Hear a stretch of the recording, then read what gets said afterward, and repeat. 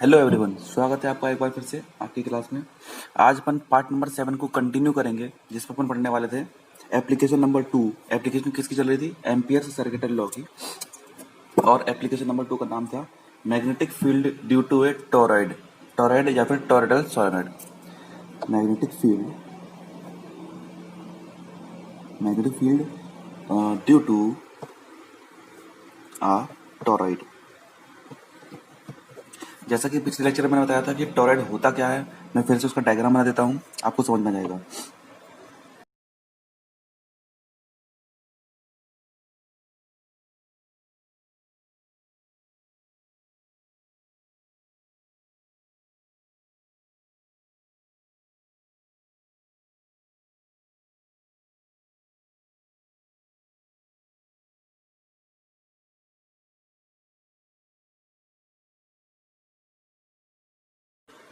ये कुछ ऐसा स्ट्रक्चर था, ये था हमारा टॉरॉइड। अब इस टॉरॉइड में आप देखने की कोशिश करिए कि करंट यहाँ से ऊपर जा रहा है। करंट यहाँ से ऊपर जा रहा है और ये इस करंट का क्या चल रहा है, एक कॉइल सा बन रहा है, एक रिंग टाइप कॉइल बन रहा है कुछ इस तरीके से, और यहाँ से करंट बाहर आ रहा है ना। इसका डेरिवेशन देखने के लिए हम क्या करेंगे, एक कुछ ऐसी पिक्चर बनाते हैं। ये बनाया मैंने रिंग,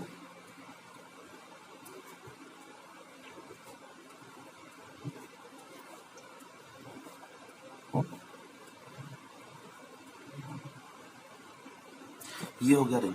अब ध्यान से देखना, अगर हम बात करें अंदर के जो वायर हैं, जितने भी अंदर वायर हैं वो सब कैसे जा रहे हैं, ऊपर से नीचे। ये वाला देखो ऊपर से नीचे, ये वाला ऊपर से नीचे, ये वाला ऊपर से नीचे, ये वाला ऊपर से नीचे। कहने का मतलब है कि जो इस इनर रिंग पे इनर वॉल पे जो करंट है वो सारे कैसे जा रहे हैं, अंदर जा रहे हैं। तो हम अंदर जाने को क्या बनाते हैं, क्रॉस। जितने वायर अंदर जा रहे हैं, ये डायरेक्शन क्या शो कर रही है कि हमारा करंट क्या जा रहा है, इनटू द पेज है। बात समझ आ रही है? अब जितने भी बाहर साइड वाले हैं, ये क्या कर रहा है, पहले करंट ऊपर से अंदर जा रहा है और फिर बाहर से बाहर आ रहा है ना, बाहर से बाहर कुछ इस तरीके से, है ना। तो हम बाहर वाले करंट को क्या कर सकते हैं, कुछ इस तरीके से। ये हो गया बाहर वाला करंट। जितने करंट अंदर जा रहे हैं उतने करंट बाहर आएंगे, ये सारे नंबर बराबर होंगे, कुछ इस तरीके से,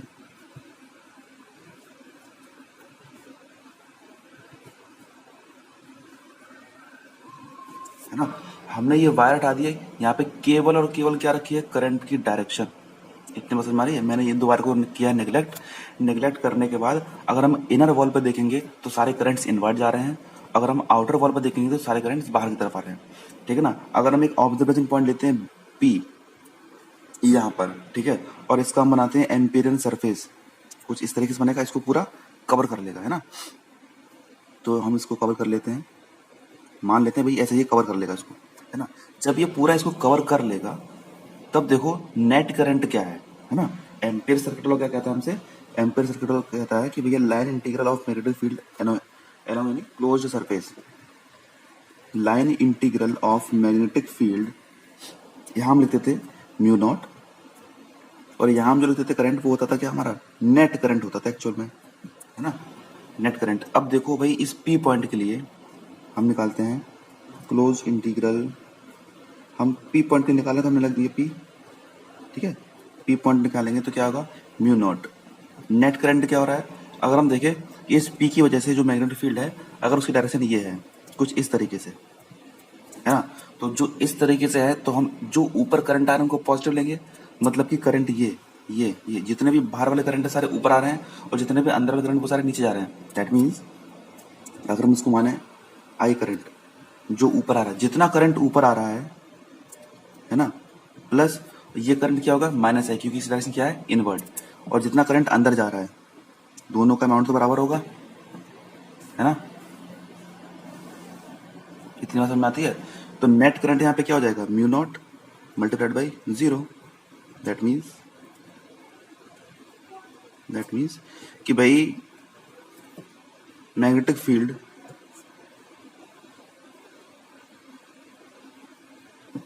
जीरो आने वाला है, कि भाई पी पॉइंट अगर हम किसी भी टॉरॉइड के बाहर लेते हैं तो उसके लिए मैग्नेटिक फील्ड क्या आती है हमारी, जीरो आती है। बात समझ में आ रही है? इसी तरीके से मान लो ये पी पॉइंट हो गया, मान लो मैंने कोई पॉइंट लिया क्यू, है ना। क्यू पॉइंट मैंने यहाँ लिया। अब इस क्यू पॉइंट का हम क्या बनाएंगे, एक एम्पियरियन लूप बनाएंगे, है ना। एम्पियरियन लूप बनाया। According to Amperian circuit law क्या कहता है कि line integral of magnetic field along a close path equal to mu naught into I, mu naught into I. I क्या है, आई नेट, टोटल करंट माना हमने। अब देखो इस लूप के अंदर तो कोई करंट ही नहीं आ रहा। जब कोई करंट नहीं आ रहा तो नेट करंट क्या हो गया, जीरो। तो म्यू नॉट इंटू जीरो, और ये line integral of B D L. तो बी यहाँ से क्या आ जाएगा, बी एट क्यू क्या आ जाएगा, जीरो आ जाएगा, क्योंकि यहाँ पर तो करंट ही नहीं था। इतनी दो बातें ये समझ में आ गई। अब तीसरी बात देखते हैं कि भाई यहाँ जो है, अगर मैंने पॉइंट लिया मान लो कैपिटल आर, है ना, यहाँ मैंने पॉइंट लिया कैपिटल आर। अब ये पॉइंट कहाँ है, ये पॉइंट है इस रिंग के अंदर। अगर हम इस पे बनाएंगे एम्पियरियन लूप, कुछ इस तरीके बनेगा, देख लीजिए, कुछ इस तरीके से, ठीक है। इसको यहाँ से हटा देते हैं। अब देखो line integral along any along the path passing through r, इसको हम r लिख देते हैं। तो ये क्या होना चाहिए, ये होना चाहिए म्यू नॉट इंटू आई नेट, ठीक है ना, आई नेट होना चाहिए।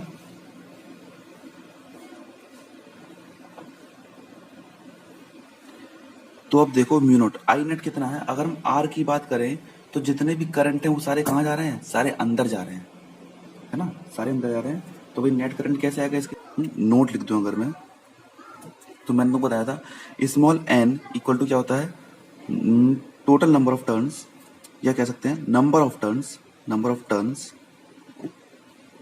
पर यूनिट लेंथ,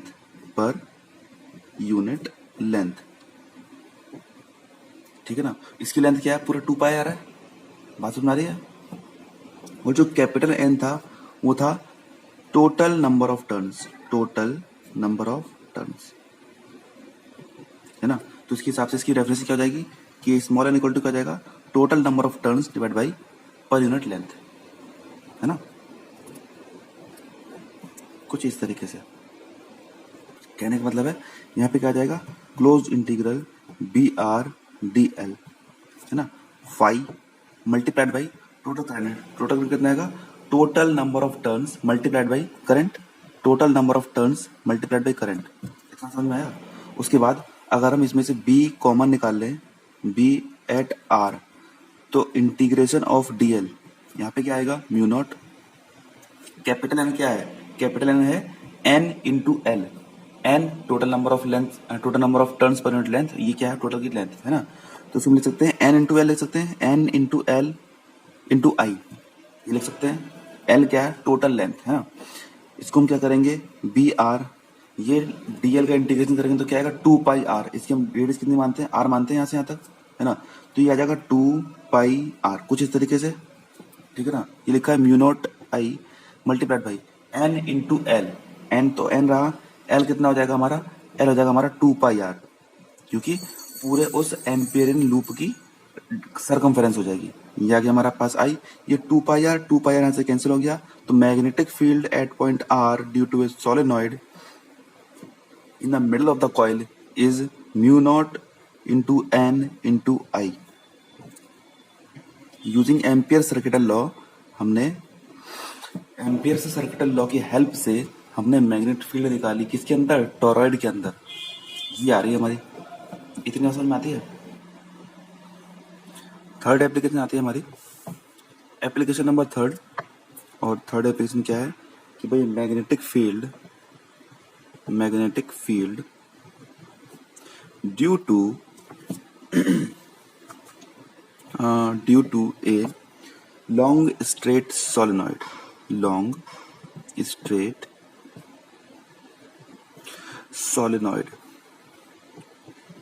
पिछले लेक्चर में हमने ये भी बताया था कि सोलेनॉइड क्या होता है।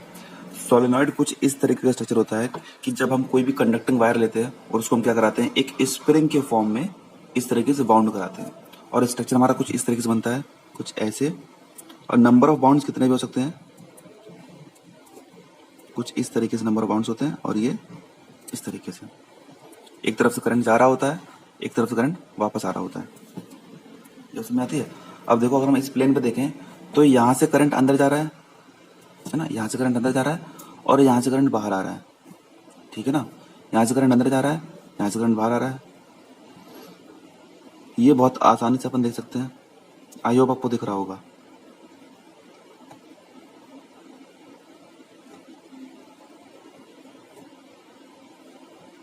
और ये करंट यहाँ से बाहर आ गया, ठीक है ना। हम दो फेस पे खड़े हो जाते हैं, एक यहाँ और एक यहाँ ना। अगर हम यहाँ से खड़े होकर देखेंगे तो हमको देखेगा करंट कुछ इस तरीके से घूम रहा है, करंट कुछ इस तरीके से घूम रहा है, ऐसे ऐसे। दैट मीन्स ये हमारी क्या होगी, एंटी क्लॉकवाइज डायरेक्शन हो गई। और एंटी क्लॉकवाइज डायरेक्शन मैंने आपको बताया था, जब भी हमारी डायरेक्शन किस तरह की होती है, एंटी क्लॉकवाइज मीन्स ऐसे, इसके लिए बता रहे हैं, है ना। इसके लिए जब करंट डायरेक्शन ये होगी तो हमारे पास जो पोल बनेगा, है ना, ये जो पोल बनेगा वो कैसा पोल बनेगा, नॉर्थ पोल। बात सुन रही है, कुछ इस तरीके चलेगा ये ऐसे।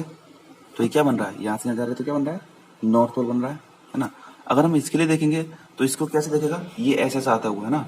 इसको यहाँ से क्या देखेगा, ऐसा आता हुआ। तो ये इसके लिए कैसा बन रहा है, ये इसके रहा है क्लॉकवाइज, कुछ इस तरीके से, ऐसे ऐसे। तो इसके लिए ये क्या बनेगा, ये बनेगा साउथ पोल। इसके लिए बन रहा है ये कैसा, साउथ पोल।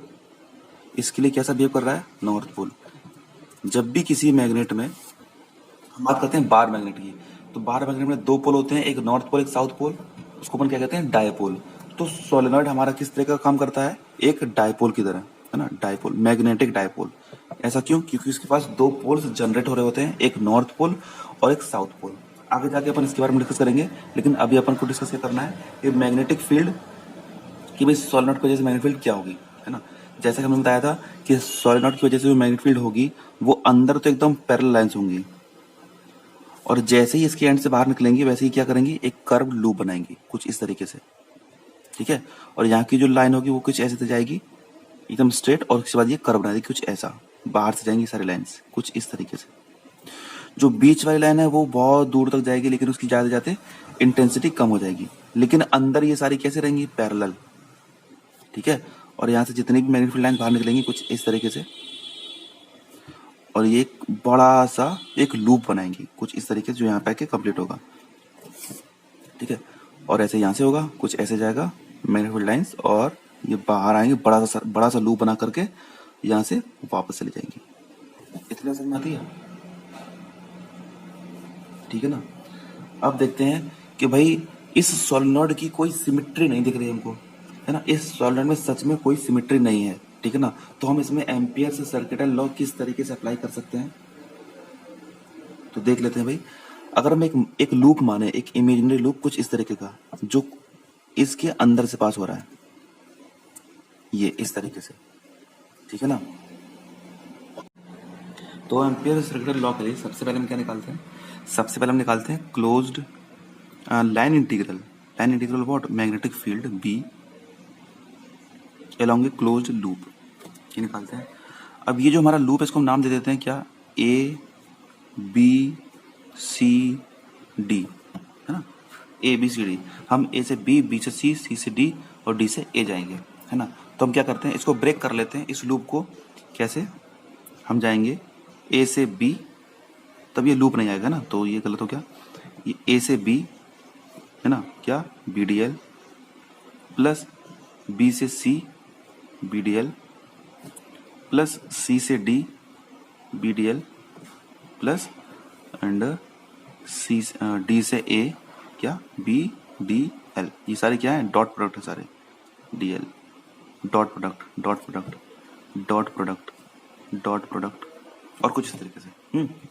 अब देखो बी डी एल, ए से बी चलेंगे, यहाँ मान लेते हैं कि भाई जो सेंटर पे या किसी सोलेनॉइड के अंदर जो मैग्नेटिक फील्ड है वो मैंने बी मान रखी है ना। और वो कैसी, यहाँ पर अलोंग द पाथ कांस्टेंट है। इतना समझ में आ रही है, ये बात मैंने बता दी। तो भाई ए से बी अपन जाएंगे, ए से बी, ये है बी, डीएल एलिमेंट हो गया, ए बी है ना, डीएल मान लेते हैं कॉस थीटा। अब यहाँ देखो बी की डायरेक्शन यही है, और ए बी जो लेंथ है उसकी अलोंग डायरेक्शन क्या है, ये है। तो दोनों की अलोंग डायरेक्शन क्या होगी, 0 डिग्री। इतनी बात समझ में आती है। उसके बाद हम चलते हैं पाथ बी से सी तक। जब हम चलेंगे बी से सी, तो बी से सी जो लेंथ है वो इस तरीके से है, और मैग्नेटिक फील्ड हमारी है, तो दोनों बीच एंगल कितना बन रहा है, 90 डिग्री बन रहा है, दिख रहा है 90 डिग्री। तो 90 डिग्री होने की वजह से हम यहाँ क्या लिखेंगे, B D L cos 90 degree, plus जब हम चलेंगे सी से डी, जब हम चले सी से डी, तब देखो बी डी एल कॉस, यहाँ पर बी में और डी एल में कितना एंगल बन गया, 180 डिग्री बन गया, ठीक है। प्लस हमारा फोर्थ कंपोनेंट क्या है, डी से ए, जब हम चलेंगे डी से ए, डी से ए, डी से ए, है ना, और मैग्नीट्यूड लाइन ये है तो दोनों के बीच में एंगल कितना आ रहा है, 90 आ रहा है, तो क्या लिखेंगे, B D L cos 90 degree. अब देखो कॉस 90 की वैल्यू होती है 0, तो ये टर्म हमारा क्या हो गया, 0, इसको ऐसे लिखेंगे, इसका मतलब होता है कि ये टर्म आफ्टर कैलकुलेशन ये टर्म 0 हो गया। इसी तरीके से ये क्या हो जाएगा, 0 हो जाएगा। और एक बात और कि भाई जब हमने पढ़ा था टोरॉइड, है ना, अगर हम इसी को टोरॉइड बना देंगे इस तरीके से बेंड कर देंगे, तो जो हमारा जो डीसी कंपोनेंट है वो डीसी कंपोनेंट हमारे किस तरह काम करेगा, इस क्यू पॉइंट की तरह काम करेगा, और क्यू पॉइंट के अंदर कोई भी करंट नहीं फ्लो हो रहा तो कोई मैग्नेटिक फील्ड भी नहीं होगी। और हम ये कह सकते हैं कि भाई सोलेनॉइड में अगर हम कोई सोलेनॉइड के बाहर कोई पॉइंट लेते हैं तो उस पॉइंट पे मैग्नेटिक फील्ड एकदम 0 होती है ना। तो यहाँ पे क्या हो रहा है, बी हम बता दें इस टर्म में बी जो है वो 0 को टेंड कर रहा है, दैट मीन्स इसकी वजह से यहाँ पर मैग्नेटिक फील्ड बहुत ही कम होगी, बहुत ही कम, 0 के बराबर मान सकते हैं अपन इसको, ठीक है ना। ये बात कर दी मैंने इसकी। अब हमारे पास ये क्या बचा कि closed line integral of magnetic field equal to क्या चाहिए, ये 0 हो गया, ये 0 हो गया, ये 0 हो गया, हमको बचा ये, मतलब हमको जाना है ए से बी, ये कितना है, बी डी एल, कॉस 0 की वैल्यू होती है 1, इतनी समझ में आ गई, ठीक है। अपन इसको इंटीग्रेट कर लेंगे तो ये कितना हो जाएगा, बी डी एल का ए से बी के बी तक, तो ये कितना आ जाएगा, बी इंटू एल, है ना। तो हमने देखा कि भाई ये हमारा एक्सप्रेशन कुछ इस तरीके से चेंज हो गया, ठीक है।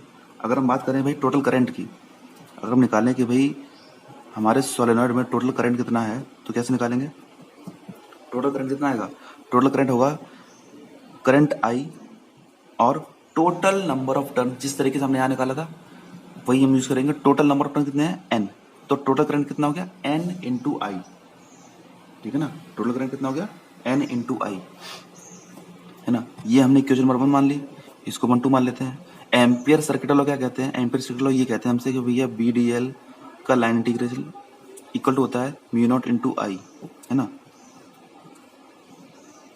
और ये होता है हमारा नेट करंट, या कहते हैं टोटल करंट। तो बी डी एल हमारे लिए कितना आया, B into L, B into L, mu naught, और टोटल करंट कितना आया, N into I, N into I, दिख रहा है। तो हम किसको लिख सकते हैं, B equals to mu naught multiplied by I, ये लिखा है N upon L, N upon L, N upon L क्या था, ये हमारा क्या, number of turns per unit length, तो यहाँ पे बी हमारा मैग्नीट्यूड कितना आ गया, बी आया, B equals to mu naught into N into I. ये हमारा एक्सप्रेशन आ गया किसके लिए, सोलेनॉइड के लिए हाँ, magnetic field due to a long straight solenoid, B point हमने कहाँ लिया था, इसके अंदर लिया था। दैट मीन्स कि सोलेनॉइड के अंदर, अगर हम बात करें सोलेनॉइड के अंदर की, तो पूरी जगह, हर जगह मैग्नेटिक फील्ड क्या होगी, कांस्टेंट रहेगी, वो कितनी होगी, B equals to mu naught into N into I. इतनी बात समझ में आ रही है। अगर हम एक एक्सपेरिमेंट की बात करें तो भाई एक्सपेरिमेंटली ये प्रूव हुआ है कि भाई B means magnetic field at the end points. अगर हम सोलेनॉइड की जस्ट बाहर की बात करें, जैसे ये सोलेनॉइड खत्म होता है उसके जस्ट बाहर की बात करें, तो एक्सपेरिमेंटली प्रूव हुआ है, इसकी वैल्यू क्या आती है, half of mu naught into N into I. ये रिजल्ट आपके लिए इंपॉर्टेंट है कि भाई सोलेनॉइड के अंदर इतनी होती है और सोलेनॉइड के एंड पर इसकी जस्ट हाफ वैल्यू हो जाती है। इतना समझ आ रही है। आप लोग को ये भी पता चला कि भाई magnetic field is uniform inside the solenoid, है ना। दूसरी बात कि magnetic field outside the solenoid is 0, है ना। हमको ये रिजल्ट पता चल गया। और एक एंड इसका नॉर्थ की तरफ बिहेव कर रहा है और एक एंड साउथ पोल की तरफ बिहेव कर रहा है, तो हम कह सकते हैं सोलेनॉइड हमारा किस तरह के बिहेव करता है, एक बार solenoid act as a magnetic dipole. ये हमारी प्लेलिस्ट का लास्ट चैप्टर था, यहाँ तक हमारा चैप्टर खत्म हो जाता है। तो keep supporting this channel, thank you.